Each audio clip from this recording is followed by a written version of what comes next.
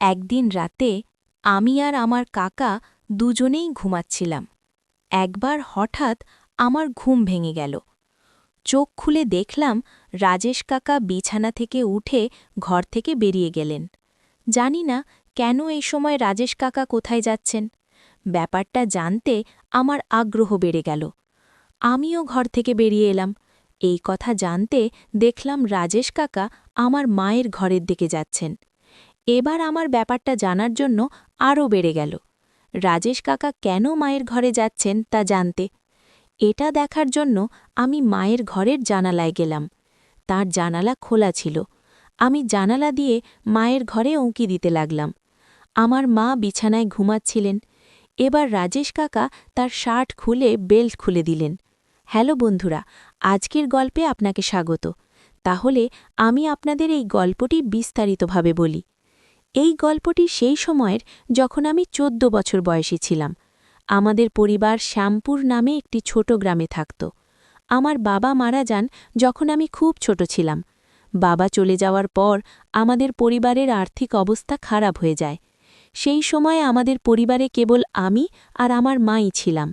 আমার মা পরিবারের দায়িত্ব নিজের কাঁধে তুলে নিয়েছিলেন এবং তিনি দিন-রাত কঠোর পরিশ্রম করতেন যাতে আমরা দুজনেই কোনোভাবে বেঁচে থাকতে পারি। আমার মা গ্রামের কিছু বাড়িতে কাজ করতেন। তিনি কাপড় ধোয়া, বাসনপত্র পরিষ্কার করা, ঝাড়ু দেওয়া, মোছার মতো কাজ করে নিজের এবং আমার ভরণ-পোষণ করতেন। পঞ্চম শ্রেণী শেষ করার পর আমার পড়াশোনাও বন্ধ হয়ে যায়, কারণ বাড়ির আর্থিক অবস্থা এতটাই খারাপ ছিল যে আমরা স্কুলের ফি এবং বই কিনতে পারতাম না। আমার মা আমাকে স্কুল থেকে বের করে দেন এবং তারপর থেকে আমি সব সময় তাকে সাহায্য করতে শুরু করি। যখনই সে কোনো বাড়িতে কাজ করতে যেত, সে আমাকেও সাথে নিয়ে যেত। এই কারণে আমি ধীরে ধীরে তাকে তার কাজে সাহায্য করতে শুরু করি। আমরা যে গ্রামে থাকতাম সেটি ছিল একটি ছোট এবং সড় গ্রাম, কিন্তু সেখানকার মানসিকতা ছিল ভিন্ন। গ্রামের পুরুষ এবং ছেলেরা প্রায়শই আমার মাকে প্রলুব্ধ করার চেষ্টা করত। তারা তাকে বিভিন্নভাবে উত্তেজিত করার এবং প্রলুব্ধ করার চেষ্টা করত। কিন্তু আমার মা খুব শক্তিশালী এবং গর্বিত ছিলেন। তিনি কখনও কারো দিকে মনোযোগ দিতেন না। তিনি সর্বদা তার কাজের দিকে মনোনিবেশ করতেন এবং কারো সাথে খুব বেশি কথা না বলার চেষ্টা করতেন। আমার এখনও সেই সময়টা খুব ভালো মনে আছে যখন কিছু রাজনীতিবিদ এবং গুন্ডারা আমার মায়ের উপর খারাপ নজর রেখেছিল। তারা তাকে তাদের ফাঁদে ফেলার চেষ্টা করেছিল, কিন্তু আমার মা কখনও কারো কথায় কান দিতেন না। তিনি আমাকে সবসময় শিখিয়েছিলেন যে আমাদের কখনোই কোনো ভুল কাজ বা ব্যক্তির সাথে যাওয়া উচিত নয়। আমাদের পরিস্থিতি যতই কঠিন হোক না কেন, তার এই শিক্ষা আমার হৃদয়ের গভীরে গেঁথে গেছে।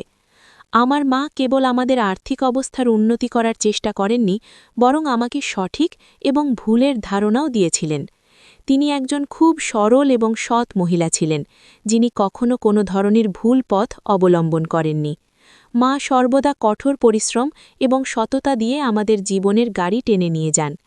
আমার মায়ের এই কথাগুলো শুনে আমি খুব মুগ্ধ হয়েছিলাম এবং আমিও সিদ্ধান্ত নিয়েছিলাম যে যাই ঘটুক না কেন, আমি সব সময় তার মতো সততার সাথে আমার জীবনযাপন করব।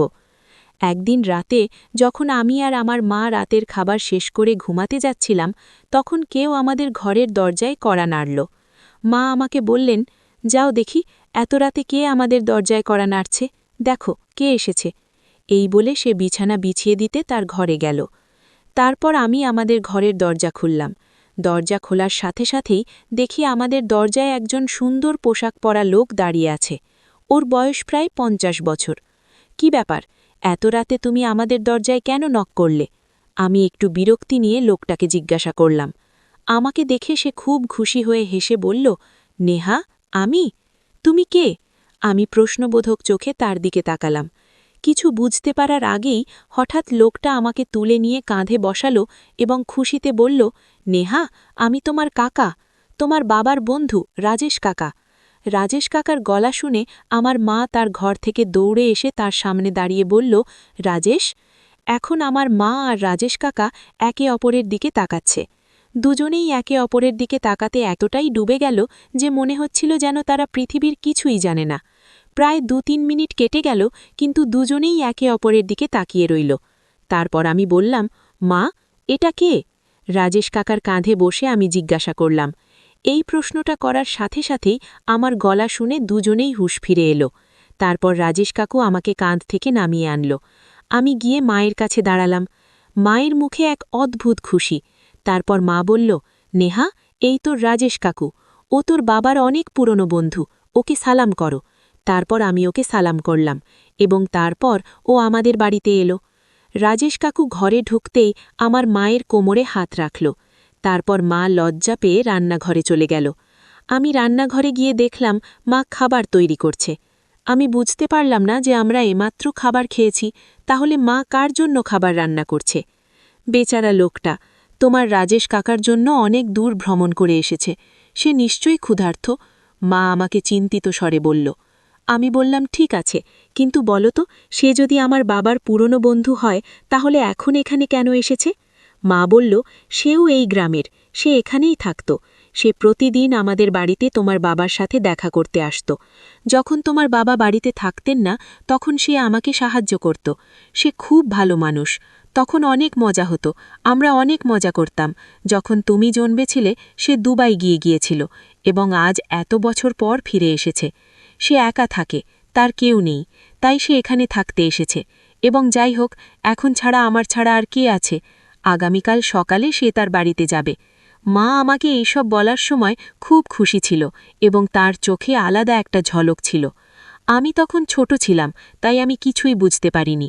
মায়ের আচরণের হঠাৎ পরিবর্তন এবং সে আমাকে যা বলল তার অর্থ আমার বোধগম্যের বাইরে। মা বললেন, এখনই তোমার ঘরে যাও এবং খাবার তৈরি না হওয়া পর্যন্ত তোমার রাজেশ কাকার সাথে কথা বলো। মা এই কথা বলার সাথে সাথে আমি আমার ঘরে চলে গেলাম।